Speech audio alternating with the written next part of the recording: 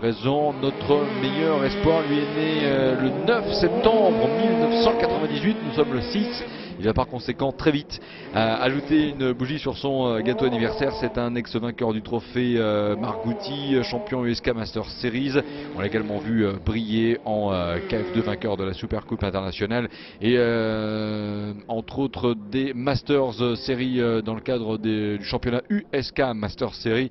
Entre autres références karting pour Dorian Boccolacci, 14 tours rappelons-le sur ce circuit de Vermanicourt. Très bonne température ambiante, c'est vraiment des conditions optimales pour pouvoir donner le meilleur de soi-même au volant d'une voiture quelle qu'elle soit.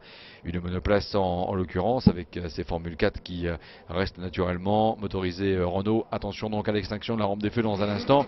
Voilà, dans 3 secondes, 2 secondes, 1 seconde. Top, extinction. Départ. Allez, bon départ globalement, des pilotes qui étaient effectivement au niveau de la première ligne avec Erwan Jules qui me paraît être mieux parti. Le pilote français paraît être bien passé dans la grande courbe qui ici passe Esterel. Oui, effectivement, confirmation. C'est lui qui est en tête en ce moment. Alors derrière, c'est peut-être Valentin Asclot, numéro 7, qui va tenter de revenir un petit peu dans le classement. Pas forcément très heureux ce matin. Alors qu'il aurait pu la régulière espérer terminer sur le podium. Attention au jeu de trajectoire croisée. Le but est naturellement de prendre son ascendant ou l'ascendant sur son adversaire le plus rapidement possible.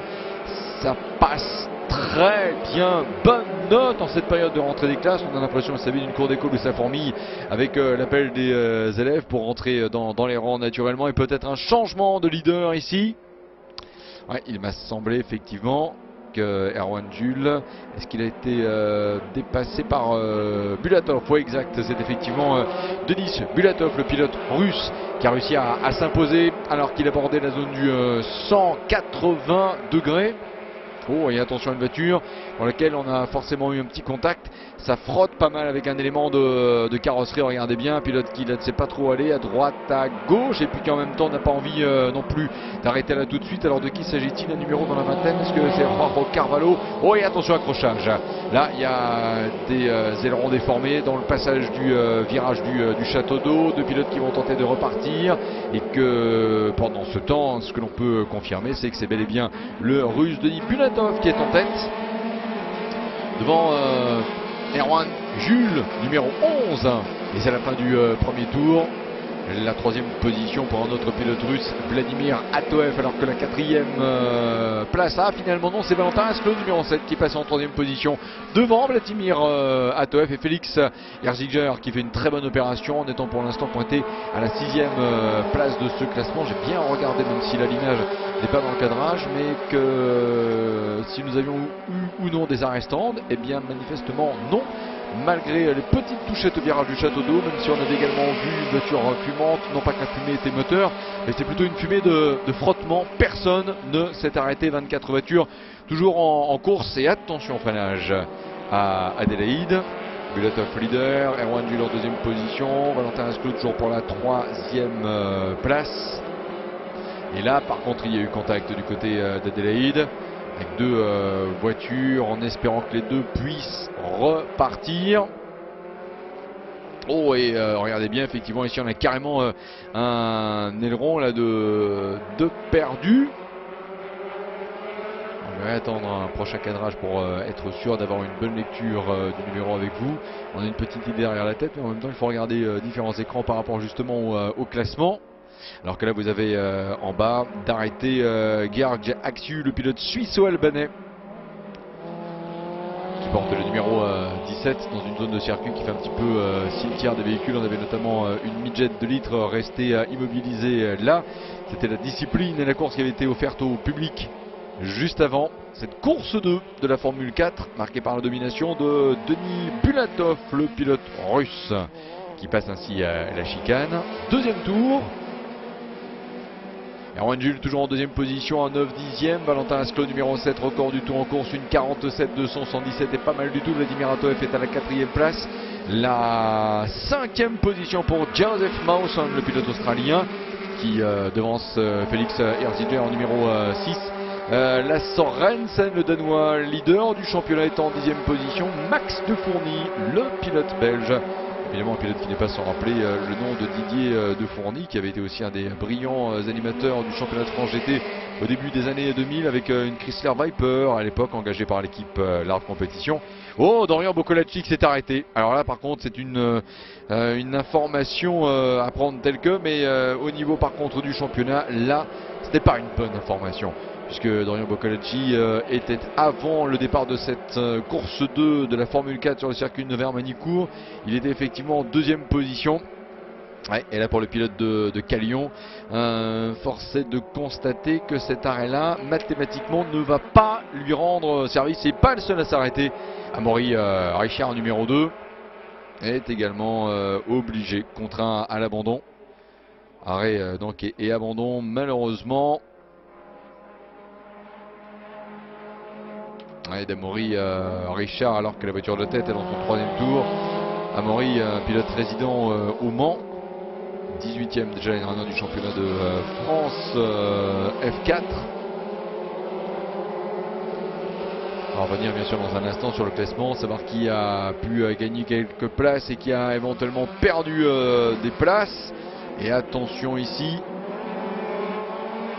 ah oui, avec une voiture là carrément dépossédée de son aileron et top à l'instant, avec en fait la voiture de David Drou, le pilote suisse, qui justement au niveau là des conditions de roulage, alors je ne voudrais pas vous dire de bêtises parce qu'effectivement c'est numéro 10 en fait, hein, c'est pas numéro 4, c'est Vladimir Atoev, donc carrément numéro 10 pour l'instant en 5ème position, qui a perdu une place mais qui est au volant de cette monoplace dépourvue d'aileron arrière.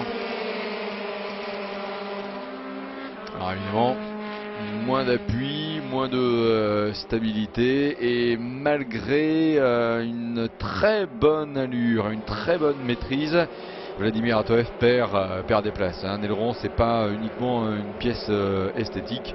Il y a naturellement forcément un rôle aérodynamique très très important. Et là, est-ce que vous en êtes tout simplement dépossédé? Vous avez une voiture beaucoup moins stable au niveau bien sûr du train arrière, qui peut on va dire se soulever un tout petit peu plus, c'est-à-dire qu'au niveau des appuis il y en a carrément plus, et donc dans les zones de freinage en particulier, la voiture peut y perdre en efficacité, c'est indéniable. Le leader, rappelons-le, est un pilote russe né en octobre 1998, c'est Denis Bulatov. Denis Bulatov, leader sur le circuit de Nevers-Manicourt. Erwan Jules, numéro 11, est donc en deuxième position. Dernier pointage, il y avait 8 dixièmes d'écart entre ces deux pilotes. Donc on va revenir justement sur le cas de ces mêmes pilotes en question. Erwan Jules est en troisième position. Valentin Asclot, qui est un pilote du Pôle Espoir. Valentin Asclot en troisième position. Donc très serré, en tout cas plutôt regroupé ces trois pilotes. Derrière arrive naturellement le groupe des poursuivants. Alors, il est emmené en ce moment par Joseph Mawson, le pilote australien, en quatrième position. Il devance Vladimir Atoev malgré l'absence d'aileron, et c'est quand même une belle performance que Vladimir Atoev est en train de nous faire là en ce moment. Paul Hartfeld Jr., le pilote suisse, est en sixième position. Félix Herziger, le suisse-britannique, est en ce moment la 7ème place. David Drou pour les pilotes suisses également, qui est en 8ème position. Sorensen, le Danois, leader du championnat, devance Monod en 10ème position. Valentin Monod, naturellement, un pilote issu de l'équipe de France Karting et qui est également soutenu par le comité régional du sport automobile d'Île-de-France. Quant à Denis Bulatov, il est né lui en octobre 1998. C'est un moscovite, vainqueur de la Coupe de Russie Karting KF2 et quatrième de la Bridgestone Cup, notamment à l'occasion de la saison 2013.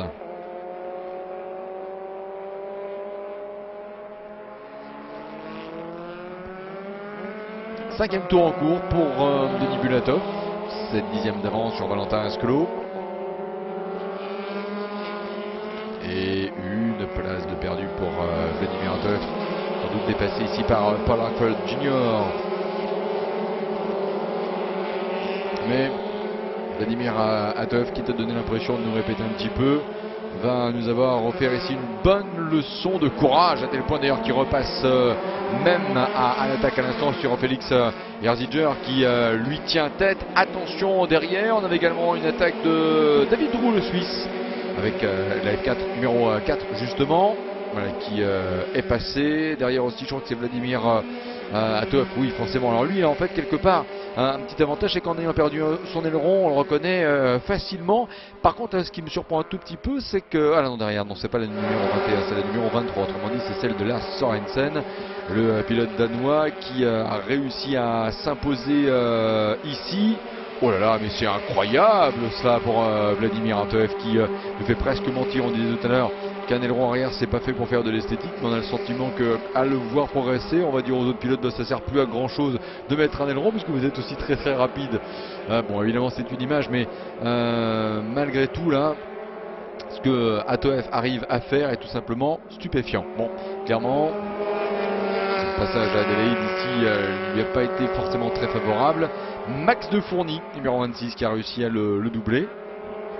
Mais pas mal de pilotes se seraient arrêtés. Là, en fait, l'aileron il est plié, vous l'avez remarqué, il n'est pas arraché, il n'y a rien, simplement c'est qu'il est complètement plié sur la gauche. Mais il est entier, il suffirait finalement qu'il s'arrête au stand, que les mécaniciens le redressent. Bon, évidemment, on vérifie aussi le serrage pour le laisser repartir avec une voiture qui serait peut-être un petit peu plus agréable à conduire, qui lui permettrait moins flou au niveau des trajectoires, plus efficace en tout cas en tenue de route. Vladimir Atov que l'on peut encore pointer en 8e position, et encore ça n'est plus vrai puisque la Sørensen a réussi à le dépasser. Encore probable 10e place à confirmer dans un instant, peut-être même après d'ailleurs. Voilà, passage justement des voitures du groupe de tête. David Roux est passé, Sørensen de Fourny, et bien en 10e position, nous avions vu juste Vladimir Atov, la F4 numéro 10, 10e. Derrière c'est Brian Elpitia que l'on retrouve. L'un des pilotes du programme des 10-15 ans FFSA de l'année 2013. Oh, pendant ce temps, pardon, une voiture, à regarder une fiche, était allée tout droit. Vous pensiez un instant que c'était Atov? Eh bien non. Ouais, c'était Patricio Ward, le pilote mexicain né en mai 1999 qui a traversé le bac à gravier. Pendant ce temps, la progression de l'homme de tête, l'évolution de l'écart aussi, il faut mettre en avant la belle remontée de Valentin Asclo qui ce matin avait été victime d'une trajectoire moins précise, c'est-à-dire qu'il avait frôlé le tout droit, en tout cas dû laisser passer pas mal d'adversaires, ce qu'il avait privé d'une probable cérémonie de podium à l'arrivée de la course 1. Pour l'instant, il est en 2e position.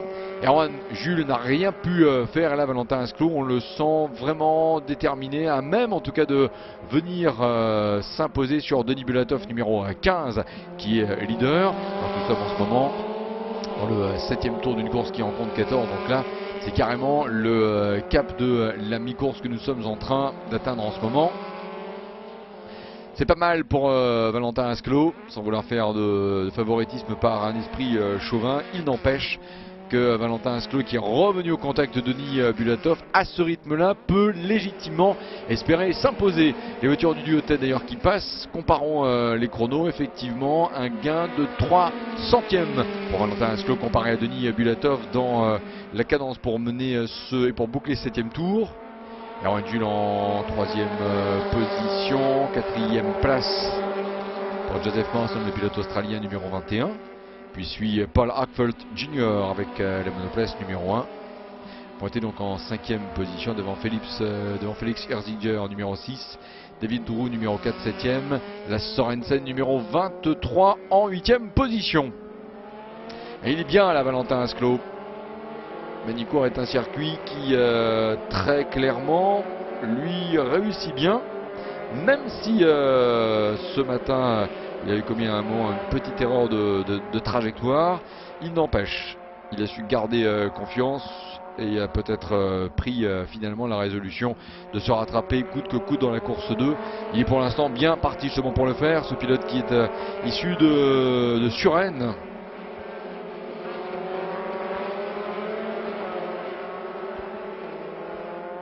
Alors issu également du karting et naturellement Valentin Asclo. qui est pour pilote référence Kimi Raikkonen et Sébastien Vettel. Alors que derrière on retrouve un instant la progression de Vladimir Atoev numéro 10 qui était encore 10e au passage précédent, peut-être 11e maintenant avec le dépassement réalisé ici par Brian Elpitia qui s'est bel et bien emparé de la 10e position. Ça, cela ne fait aucun doute. Denis Bulatov, 9e position, Valentin Asclo, Erwan Jules, 1, 2 et 3. 4e place pour Joseph Mawson, le pilote australien. Et donc 5e position pour Paul Hackfeld Jr. numéro 1. 5e, donc un peu plus de 9 secondes de la voiture de tête pendant ce temps. Valentin Asclo n'a pas réussi à rester vraiment en contact de Denis Bulatov. Certes, la course n'est pas finie. Nous sommes désormais dans le 9e tour. Oh, attention à voilà, l'arrêt de la 17, mais ceci est en fait un arrêt qui n'est pas forcément frais. Ça fait quelques tours en fait que la voiture du pilote suisse-albanais, dont le prénom et le nom figurent parmi les plus difficiles à prononcer, est arrêtée. György Aksu, sous réserve d'une prononciation correcte et du prénom et du nom. Pendant ce temps, jeu de trajectoire croisé avec voilà, un Vladimir Atoev qui continue de donner une leçon de courage, même si bon là, virage après virage et fatalement tour après tour, il descend dans le classement. Il était attaqué je crois par numéro 16 Valentin Moineau et suivi au classement par Robin Kressner également, le pilote suédois numéro 3, alors que là on suit en ce moment Paul Junior et Erziger numéro 1 et 6 respectivement. Voilà, pris entre le marteau et l'enclume. Regardez bien justement, c'est lui, incroyable Vladimir Atoev, qui réussit, alors qu'il a la voiture la moins efficace en raison de cet écrasement d'aileron arrière, à tirer son épingle du jeu et à mater tous ses adversaires dans ce franchissement à Adélaïde. Là on dit franchement, encore une fois, Vladimir Atoev, un grand bravo. Oh, attention à ce tête à queue. Et l'arrêt également de la voiture numéro 22, l'arrêt de Anouk Abadi. Anouk Abadi, alors que là, le passage dans le bac est celui de Brian Elpitia. Ah, dommage, il avait réussi à repasser en 10e position. Ah là là, peut-être un petit peu impatient. Anouk Abadi qui est descendu de sa voiture. Drapeau jaune sorti dans l'enchaînement, la grande courbe. Donc nous sommes dans le 10e tour désormais sur un total de 14. Denis Bulatov et Valentin Asclo. Valentin à 801 millième avait réussi à revenir un tout petit peu sur le russe.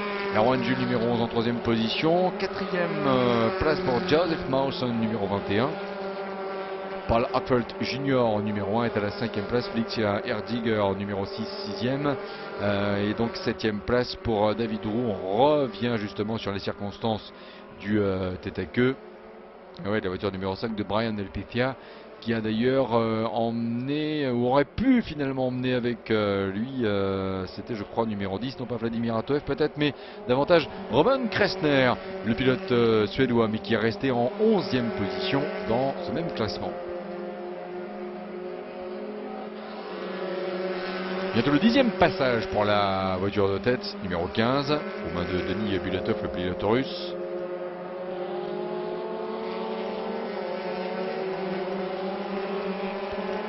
Valentin Asclo numéro 7, alors que là c'est la voiture d'Anouk Aimé qui est retirée.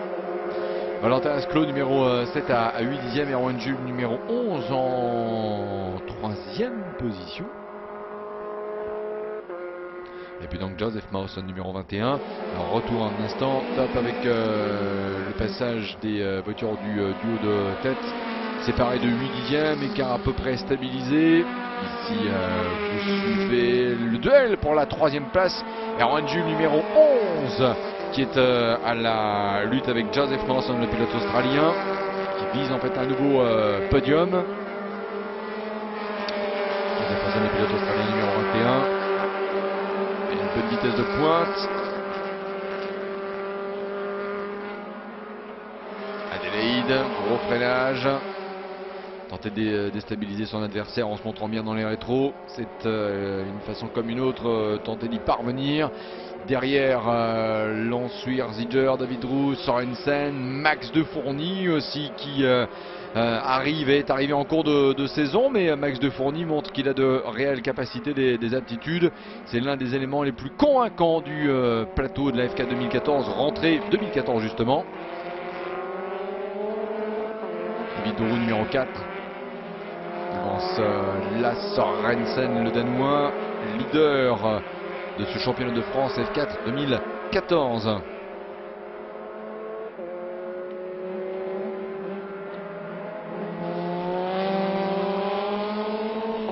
Troisième tour en cours, la Sorensen 176 points, Dorian Boccolacci 143, Félix Ziger numéro 124, troisième.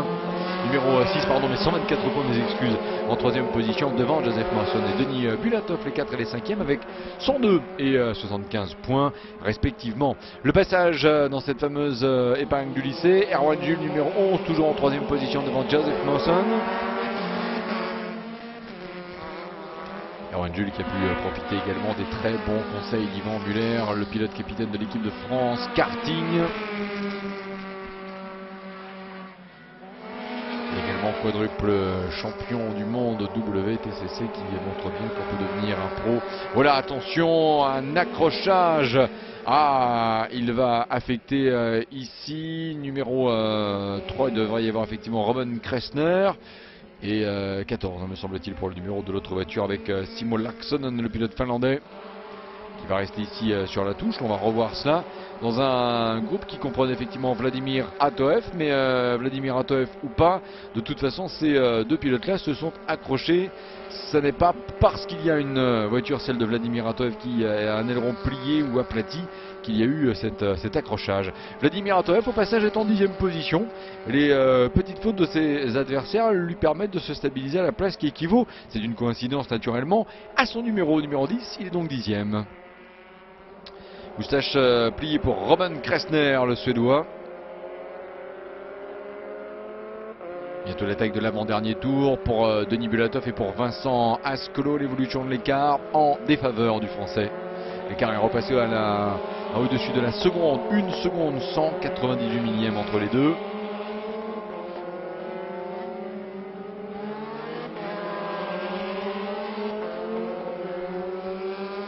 De nouveau la grosse attaque au niveau de ces pilotes-là dans la suite de ce classement naturellement. Alors ici nous sommes avec un petit groupe qui comprend notamment Félix Ziger numéro 6. Oula, attention à une trajectoire en fait qui a été complètement coupée ici par Félix Ziger qui comprend également ce groupe Paul Hartford Jr. avec la voiture numéro 1. Il y a un changement très important pour la 3e position, dans la mesure où l'Australien Joseph Mawson est passé 3e. Il a donc devancé Erwan Jules, numéro 11. Puis Paul Hartford Jr. numéro 1 termine en 5e position. Et Félix Ziger, le Britannique, apparaît pour l'instant à la 6e place. Nous sommes dans l'avant-dernier tour. L'avant-dernier tour.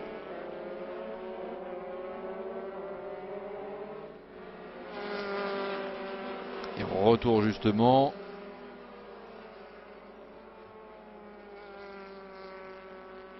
Ouais, sur ce passage en 3e position de Joseph Mawson, qui en fait fait craquer Erwan Jules numéro 11, qui s'est trop déporté dans le passage au 180 degrés. Une trajectoire plus à l'intérieur de cette grande boucle a permis à Joseph Mawson numéro 21 de prendre l'avantage de la 3e place au détriment donc de Erwan Jules numéro 11, qui devra se contenter dans l'état actuel des choses d'une 4e position. C'est toujours cela, clairement ce n'est pas un podium, il peut y avoir là source de frustration, mais heureusement le championnat n'est pas terminé pour Erwan Jules. Denis Bulatov toujours leader devant Valentin Ascolo. Les hauteurs du duo de tête séparées désormais d'1 seconde 255. Valentin va avoir du mal à revenir sur Denis Bulatov. Vont attaquer le 14e et dernier tour. Elles ont passé les lignes de chronométrage à l'instant. Valentin revenu un petit peu sur Bulatov. 1 seconde 07. Il a dû finalement parvenir à gagner quasiment 2 dixièmes dans son rattrapage sur le Russe leader. Et c'est d'ailleurs le duo de tête que l'on retrouve, Denis Bulatov, numéro 15, à pleine vitesse, pied qui écrase la pédale d'accélérateur avant maintenant d'écraser la pédale de frein pour passer Adélaïde, pour bien passer Adélaïde d'ailleurs pour Denis Bulatov. Valentin Asclot, remarquez qu'il avait effectivement un adversaire en pleine possession vraiment là, de ses moyens, c'est-à-dire en fait quelqu'un qui sait bien gérer une course, ne se laisse pas surmonter par le sentiment d'avoir gagné avant la fin, et de craquer aussi sous une forme de track qui parfois fait que le dernier tour est le tour le plus long justement. Mais là Denis Bulatov est parfaitement concentré, c'est qu'il ne faut surtout pas baisser de rythme parce que Valentin Asclot n'est qu'à une petite seconde derrière et que naturellement toute baisse de rythme se serait aussitôt rapidement sanctionné par un passage en tête de Valentin Asclot. Allez, dernier virage au niveau en tout cas de la partie, le plateau en hauteur de ce circuit de Vermenicourt, le plateau haut, c'est-à-dire le virage du lycée, puis la redescente ensuite. Le virage du château d'eau, pardon, avant le virage du lycée. Voilà, on va s'en sortir. C'est le début de la fin de journée, c'est le début de la fin de course, serait tenté de dire. Mais ceci explique également cela. Donc Denis Bulatov arrive, passage à la chicane, accélération et drapeau damier, victoire du pilote russe devant Valentin Asclot. C'est là que l'on va voir si Karine Lima parle bien le russe. Valentin Asclot, le pilote soutenu par le comité régional du sport automobile d'Île-de-France, termine ainsi brillant deuxième devant Joseph Mawson, l'Australien, en troisième position. La quatrième place d'Erwan Jules, numéro 11. La cinquième de Paul Hochfeldt Junior, numéro 1. Alors que là, l'on peut justement suivre avec le numéro 7, Valentin Asclot et Denis Bulatov. Vous voyez l'écart finalement entre deux à la présentation du drapeau des 1 seconde 237. Peut-être un peu une frustration pour Valentin Asclot de ne terminer que deuxième, alors qu'il avait réussi à un moment à réduire l'écart et à passer à moins d'1 seconde entre lui et Bulatov. Mais Bulatov était très bien, très à l'aise, très fort, a été très constant, constamment rapide d'ailleurs jusqu'à la sortie du dernier virage. Preuve d'ailleurs avec cet écart d'1 seconde 237. Joseph Mawson, numéro 21, le pilote australien, termine donc en troisième position.